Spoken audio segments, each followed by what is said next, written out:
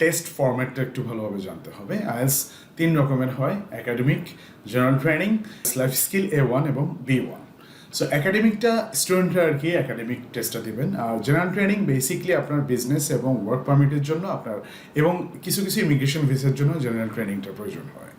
আর life স্কিলটা আপনার ইউকের কিছু কিছু বিজনেস, কিছু কিছু বেসিক জব এবং স্পাউস ভিসা অ্যাপ্লিকেশনের জন্য আপনার A1 অথবা B1টা দিতে হয়। সো এই জন্য আপনাকে প্রথমেই জানতে হবে আপনার কোন টেস্টটা দরকার, সেটা আপনাকে আগে ফিগার আউট করতে হবে এবং সেই অনুসারে আপনাকে প্রিপারেশন নিতে হবে। ইউকেভিআই একাডেমিকটা হচ্ছে কি কিছু কিছু ইউনিভার্সিটির জন্য আর কি ইউকেভিআই একাডেমিক দিতে হয়। এটা basically UK visa and immigration, এবং এইটাতে যদি আপনি ভালো স্কোর থাকে ইউকে সব ধরনের ভিসাতে কভার দিবে এবং অস্ট্রেলিয়াতেও সব ধরনের ভিসা কভার দিবে।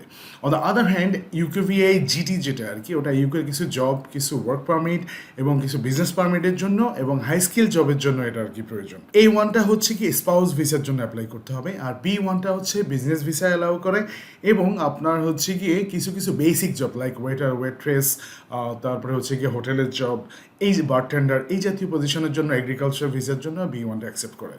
সো এখানে আপনার কনফিউশনটা এড়ানোর জন্য আপনার হচ্ছে গিয়ে ইউকেভিআই জিটি দিলে ইউকে সব ধরনের ওয়ার্ক পারমিট এবং সব ধরনের বিজনেসের জন্য আপনি হবেন। On the other hand UKVI academic দিলে আপনার স্টাডি, ওয়ার্ক পারমিট সব কিছুই ইউকেতেই কভার দিবে। যদি আপনার ইংলিশটা ভালো থাকে তাহলে গো ফর আইএলস একাডেমিক, তাহলে আপনার অনেক বেশি ডোর আর কি আপনার জন্য ওপেন থাকবে। আরেকটা জিনিস মনে রাখতে হবে, সেটা হচ্ছে কি ইউকেভিআই আইএলস সব দেশেই অ্যাকসেপ্টেড হয়, কিন্তু ইউকের কিছু কিছু ভিসার জন্য আপনার ইউকেভিআই আইএলস অবশ্যই দরকার। এবং ইউকেভিআই আইএলসের রেজাল্ট আপনার হচ্ছে গিয়ে কানাডায়, অস্ট্রেলিয়া, ইউকে, নিউজিল্যান্ড সবখানেই অ্যাকসেপ্টেড হয়, বাট ইউকে স্পেসিফিক কিছু ভিসার জন্য that is must. So guys, এখন আমরা দেখি আপনাদের টেস্টটা কেমন।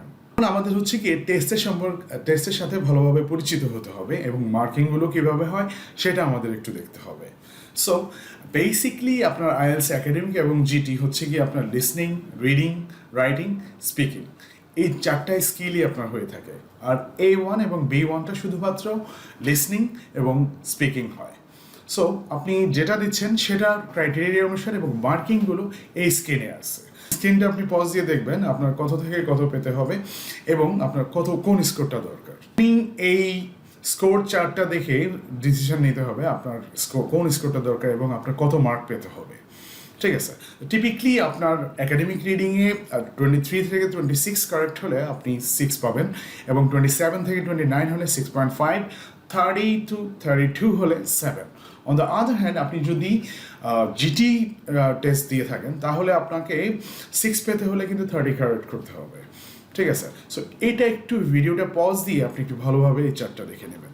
আবার লিসনিংয়ের স্কোরটা আইএলস একাডেমিক রিডিংয়ের মতোই মোটামুটি একই রকম। Good luck with your IELTS preparation. I'll catch you on the next video. Take good care of yourself.